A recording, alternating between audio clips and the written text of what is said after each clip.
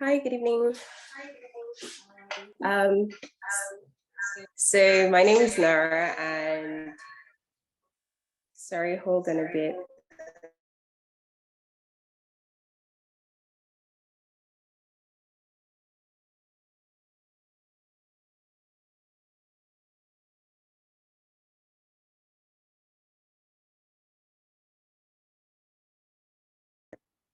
Are we ready?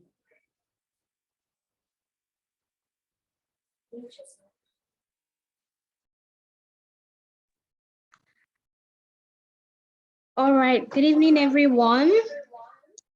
You're welcome to this webinar. We are here. Wow, good evening, welcome, and thank you for joining us. Today, we are going to be discussing a lot of very interesting topic, actually. So my name is Iroluwa Bolajoko, and I am the co-founder for African Designers Network, and I'll be your host for the evening. Right. So I know that, lately we've been hearing about African Designers Network and we're wondering what's it all about. So the African Designers Network is a community of fashion designers and entrepreneurs from various niches, right, in the fashion industry, collaborating to elevate the value of the fashion design industry in Nigeria and Africa and the value of our products at large. And essentially, what we want to achieve is for me, for you, for our speaker this evening to have access to global opportunities, to the global market. Essentially, we want to democratize access to all of these global opportunities. And we believe that me, you, we can do it together. So welcome again. I would like to welcome our speaker for the evening. Her name is Inara, and she will be speaking about design as an element of brand distinction. Welcome, Inara. Hi, Ray. Hi, everyone. Good evening. I see we have like 5 participants. So thank you for joining Omoye. Thank you for joining Vicky Stevens. Thank you for joining Perry. And thank you, African Designers Network, for having me. So if you don't mind, please, can you share my slides? So just a little background on who I am and what I do. My name is Nara Ziha, and I am a freelance designer, and I'm also the co-founder of ADN, which is African Designers Network. I work with several fashion brands such as Andrea Yamas, Fazuli Bell Agriculture, and Ayodele Jing, just to name a few. And today I'll be talking about design as an element of brand distinction. So let's start with design. What is design? So I understand it to be the arrangement of elements or details in a product or work of art for aesthetic and functional purposes.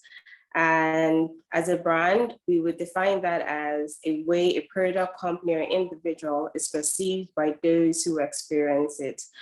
And then distinction, which is something that's very important to our theme today, is excellence that sets someone or something apart from others. So with these different definitions, we're going to go in to say what brand distinction is so we can better understand. So now, elements of brand distinction. There are several elements of brand distinction, but first of all, what is brand distinction based on the earlier definitions that have been given? So I just brought all these definitions together to say brand distinction is the way a product, company, or individual excels at setting themselves apart from others. There are different elements of brand distinction, which are brand identity, which is basically how you want your brand perceived, brand image, which is how your brand is actually perceived. And then there's brand culture, which encapsulates your business core values. And then brand personality, which is the human characteristics of your business. So all these elements of brand distinction are very important, but most of them actually factor into like the marketing side of your business. But today we would be focusing on design as a way, through which you can have brand distinction and set yourself apart from the rest of the brands or your competitors. So the use of aesthetic and functional details in a product to excellently set yourself apart from others is what I would understand as brand distinction. And this could be in print, jewelry, bags, clothes, shoe design. So I would just say, being that I have a background in fashion design, hence why, my pitch or my webinar is more or less focused on fashion, but it actually cuts across different facets of design. Simply put, I would say that design as an element of brand distinction is what makes a brand easily recognizable without seeing a label to confirm identity. So some distinctive designs are, for example, the Birkin and Kelly bag designs of Hermes, the spikes of Louis Vuitton, the gyre print of Kai, the leaf-like plates of Andrea Yama, the psychedelic prints of Randall. We could go on and on about different designs, but these are certain things that actually just make them stand out, and it's easy for you to recognize them without actually seeing a label or anything of the sort. So based on the earlier examples I had given, I made a collage of some of the very short and straightforward to the point. I'm using Andrea Yama as the first brand we have here. One thing you can see that's very, very distinctive about Andrea Yama's brand is, or rather the designs, how they've been able to like distinguish themselves from the rest, is by the use of this leaf-like pleats, which more or less are used in their swimwear, for full body suits, for bikini, for dresses, which includes a bag. So what happens is, there are different people who could use like ruffles. They didn't invent ruffles, right? Or they didn't invent pleats, but the way they've used this pleats and also like shape them in form of a leaf, it's something that anytime you see this, without having to even say, oh, what you're wearing, if you're familiar with the brand, the first thing that comes to your mind is, oh, is that an Andrea Yama piece you're wearing? And that's like a way to just more or less distinguish their brands, because tomorrow if you see another brand, Andrea Yama, not necessarily that they're the originators of that distinguished or distinctive design, so to speak. Next brand I'll quickly talk on is Kai Collective. So we know that 2020 was the year of Kai. Everybody wanted a Gaia dress and everything. And we can see here that, they've been able to use the Kai, the Gaia prints rather in different colors and for different things, right? They have it in long mesh dresses, they have it in silk, they have it in robes, they have it in scarves, they have it in swimwear, they have it in jumpsuits, like you name it. If you go to their website, they have men, women, and different things. And then they have just one different category called Gaia. So like everything Gaia is there. And then there's a reason why they do that. So tomorrow now, after they released this collection, so many of the brands released prints that were kind of similar, but everybody still goes to say, oh, you're probably copying Gaia. And it's a statement, because when someone sees you wearing that print, they more or less don't need an introduction to who you're wearing. They already know that. And I didn't really want to make this pitch more high-end or high fashion. I still wanted to bring it back home, but I still felt it was important to still put like a high fashion brand who really drives the point home, which is Christian Louboutin. And one thing they're very, very famous for is using spikes in their products. So, we have different shoes here, from sneakers to socks-like shoes. We have boots, we have flat sandals, we have high heels, you name it. They have different variety of shoes, but one thing that stays true to them is always using spikes for for their shoes. I mean, one could argue and say, oh, but they always have red bottoms. Red bottoms are a bit different because, you know, they're kind of like a trademark, and that's like a different conversation altogether. Was also an element of brand distinction. But, you know, for using design, so to speak, as an element of brand distinction, that's something that easily just sets them apart from the rest. So today we can talk on so many brands, but I would like to focus a little bit on the brand Hermes. So I mean, most women are familiar with this brand because, you know, every girl likes, you know, her handbags and everything. Even though these handbags are quite pricey, but, you know, the bags that everybody looks forward to having at some point in their life.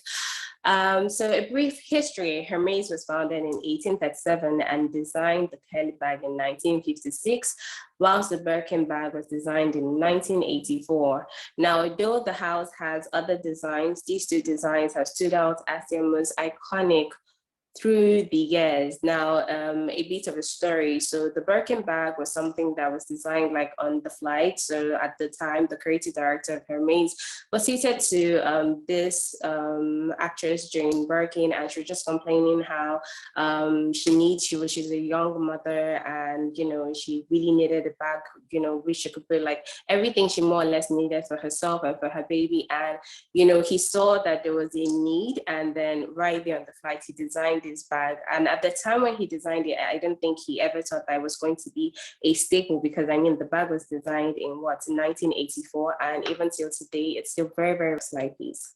So just to give you like a bit, you know, a pictorial view of, you know, what we're trying to drive across with design as brand distinction. We can see the Birkin bag in different sizes, right? So, you know, they've been able to modify the bag to different sizes to suit different people according to their different needs, because the original need was for a young mother. But over time, I mean, I would like a Birkin, but I don't have a child, so I may not need a bag that is so big, because like what am I actually putting inside, right? But yeah, so the Birkin has been made in different colors and different variations. And then we have the Kelly bag. Initially, when the Kelly bag was designed, it wasn't necessarily designed for Grace Kelly, but she was able to make the bag popular. So, you know, as time went on, the bag was named after her. And here we have a 3-in-1 Birkin bag. So this is very interesting, right? Because they've looked at it that over the years, this bag and the size has worked, but they wanted something that was also like kind of upbeat with the times. You know, we live in an age right now where everybody uses like an iPad, a laptop, and, you know, whatever it is that, you know, we always have gadgets for carrying around.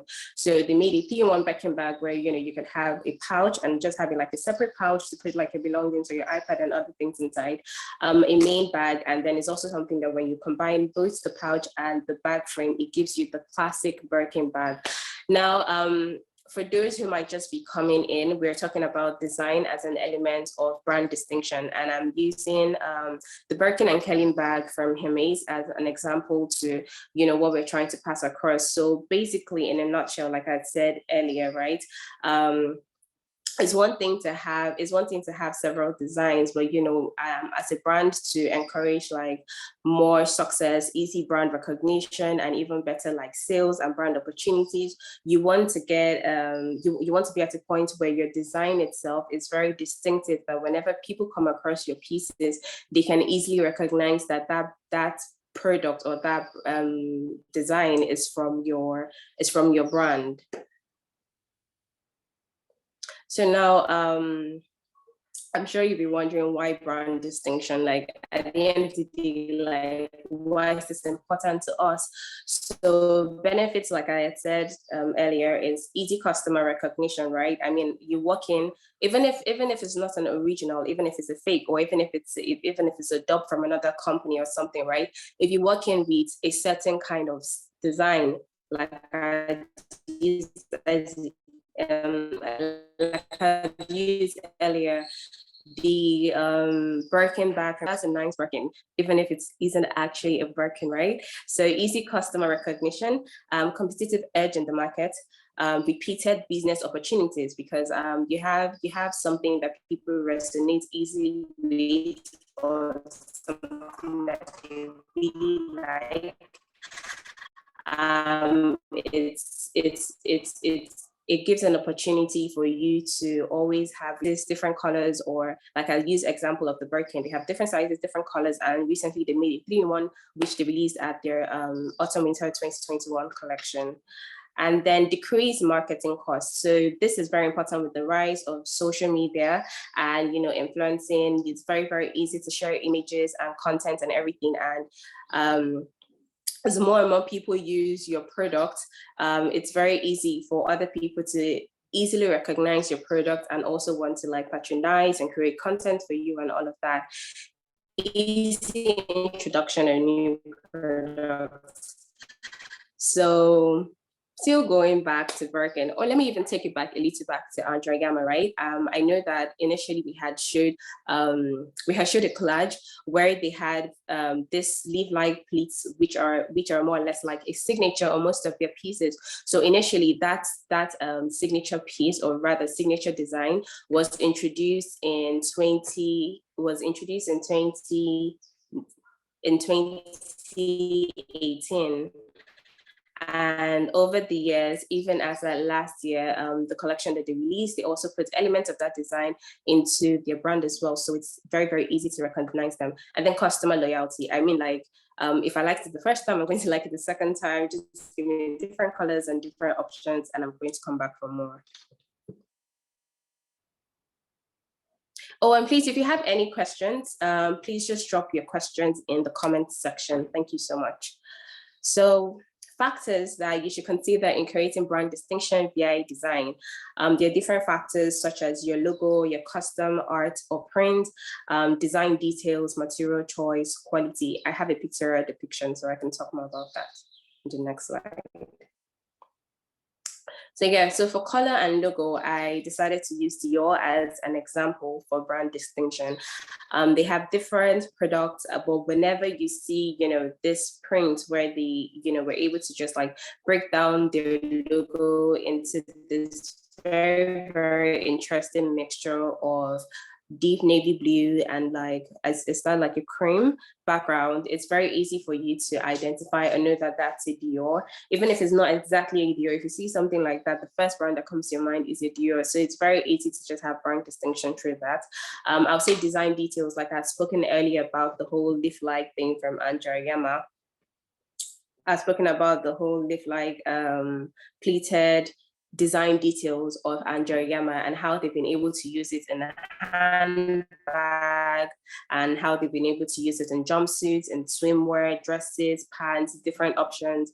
I'll say custom art or prints, you know, my best example there is for Kai Collective, how they've been able to use the Gaia prints for not just for different products, but in different fabrics and also for in different colors. So they have different color mixtures, you know, depending on which one suits you better,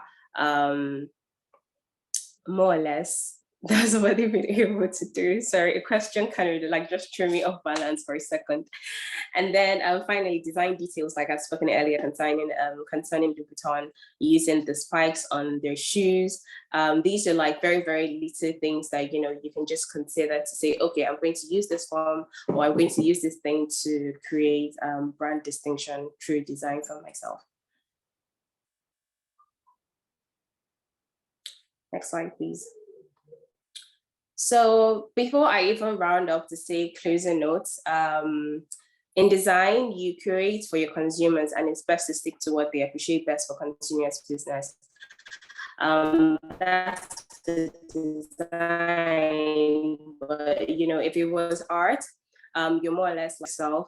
You're not necessarily going at, you're not necessarily going for, is it functional enough or something? Because like art is just mainly for aesthetic value, right? And I would say that for you to be able to get to that point, I can't sit down here and tell you that, oh, this is the design you should do for brand distinction, because at the end of the day, we're all different people, and I believe that there are mostly designers on here. And we're, aside being different people, we have different inspirations, and we're also at a point where, you know, our brands also have different brand identity. It's going to be very important is for you to keep designing, or keep to have these distinctive designs. These were not necessarily like the first designs or second designs. They had been designing over and over and over until they got to that point where it's like, oh, this works, you know, our audience resonates really well with this design. And sometimes the first design that, you know, kind of works is not necessarily what's released into the market. You know, they have to iterate and, you know, remove some things, add some things, and, you know, come up with saying, okay, this is the essential factor that works for us. So like I'd mentioned with the other examples I'd given, for example, for Kai, it was the prints that works, not necessarily the clothing designs in themselves, because they were more or less like simple designs, just like a straight, simple dress, which is matched with like a round neck, and that's all, right? But it was the print, and not just the print, the fabric, the choice of fabric using mesh was what like gave that its value. On the hand, it was the pleated leaf-like patterns, so to speak. Do they have other designs? They have other designs, but that's like a staple that whenever you see it, it's easy to recognize it and associate it with that brand. For Louis Vuitton, like I said, they have different types of shoes, right? Like basic different types of shoes, different silhouettes and everything, but the spikes was the thing that was very, very distinctive about them. So using your data to your advantage, I mean, you've been designing and you've been, you know, putting out different things, but at the same time, you also have to be very cautious of, you know, your data. You need to identify what your bestseller is. Like, what's that product that whenever you put out, it doesn't take long, everybody wants to like buy that product, or everybody's going for that product, or everybody's talking about that product.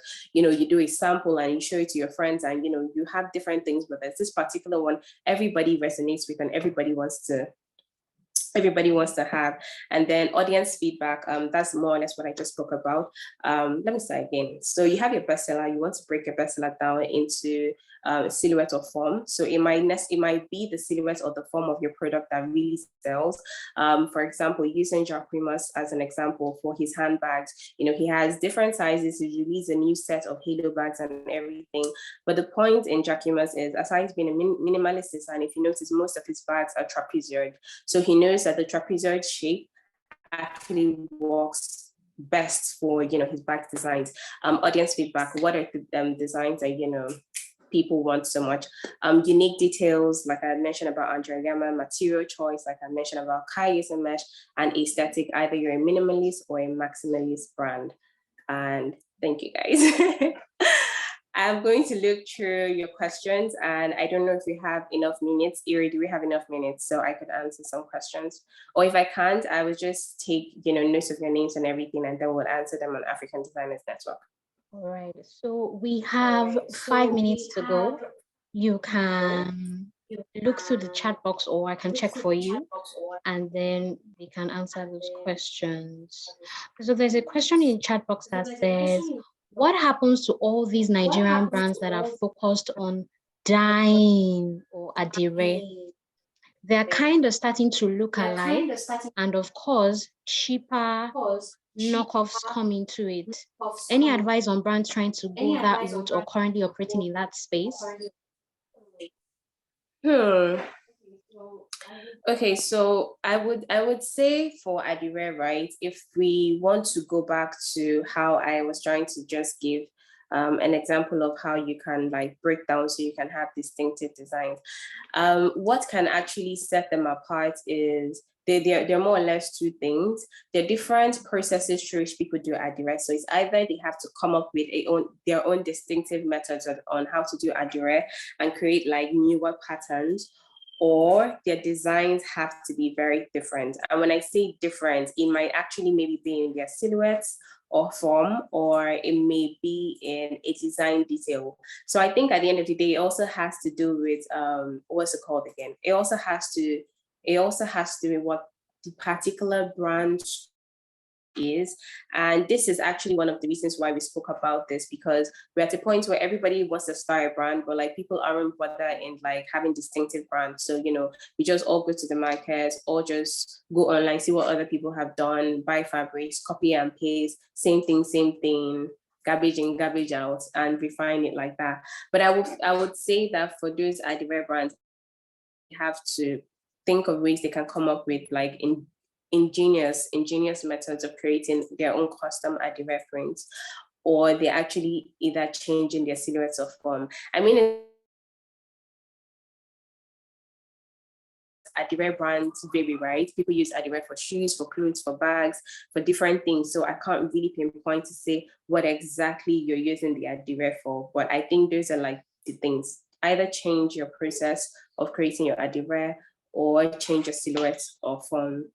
And I will be giving a short free consultation to brands that are here. So what that's supposed to be is we will get across to you with all the details, but it's more or less like me just going through some designs with the few participants we have here, and trying to just work with you to break down your current designs. I'm not designing a new design for you. It's just to break down your current designs and then help you so you can get to a point apart. I hope that answers your question, Biji. All right. If we don't have any more questions, I would just like to say a big thank you to Inara for taking out some of your time to educate us on design and how we can begin to put some of the elements that you mentioned into making sure that our brands stand out. So it's a Sunday, and I know that many of us may be relaxing on our beds, or on the couch, so we may not feel comfortable opening up our camera. But I would like to take a group picture, and if you are comfortable enough to open your camera, please feel free to do so, because we are going to be taking pictures.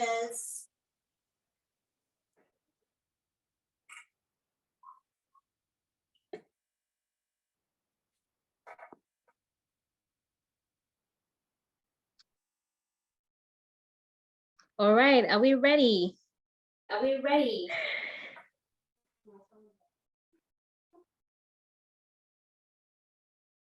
Okay. We have some people on here. Just a minute so we can get everybody.